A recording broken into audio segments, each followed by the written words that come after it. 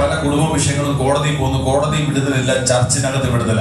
കാരണം ചർച്ച് യേശു കർത്താവിന്റെ തകർക്കപ്പെട്ട ശരീരമാണ്.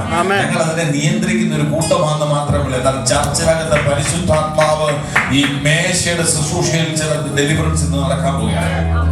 ഈ ഭൂമിയിൽ ജീവിക്കുമ്പോൾ നിനക്ക് മുറിവുകൾ ഉണ്ടാവും. ഈ ഭൂമിയിൽ ജീവിക്കുവാണെങ്കിൽ നിനക്ക് വേദനകൾ ഉണ്ടാവും. എന്നാൽ അതിനെ അതിജീവിക്കുന്ന ഒരു അഭിഷേകം. എന്നാൽ ഈ മുറിവുകൾ മാറുന്ന ഒരു സമയമാണ്.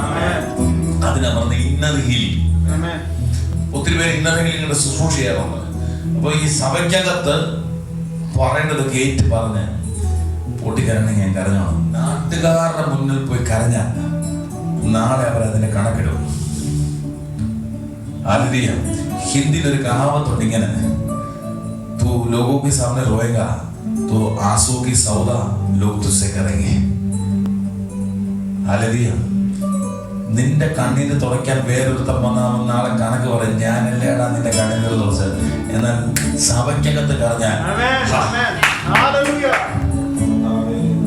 ഞാൻ വിശ്വസിക്കുന്നത് നീ മുട്ടുമുടക്കുന്നവനാണ്, നാട്ടുകാരുടെ മുന്നേ മുട്ടുമുടക്കിട്ട് വരത്തില്ല.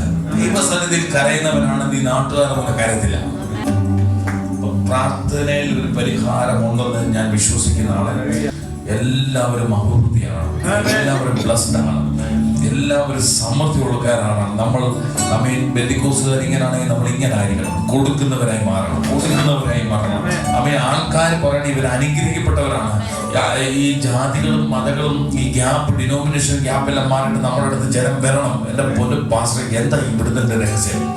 അപ്പൊ നമ്മൾ ആ വീണ്ടെടുക്കപ്പെട്ട യേശുവിനെ കുറിച്ച് നമ്മൾ അവരോട് പ്രസ്താവിക്കും, സുവിശേഷം പറയാം. അങ്ങനെയാണ് എൻ ടൈം റിവൈവൽ. അങ്ങനെയാണ് അത് നിന്നെ ദൈവം നിറയ്ക്കും, തൃപ്തിയാക്കും.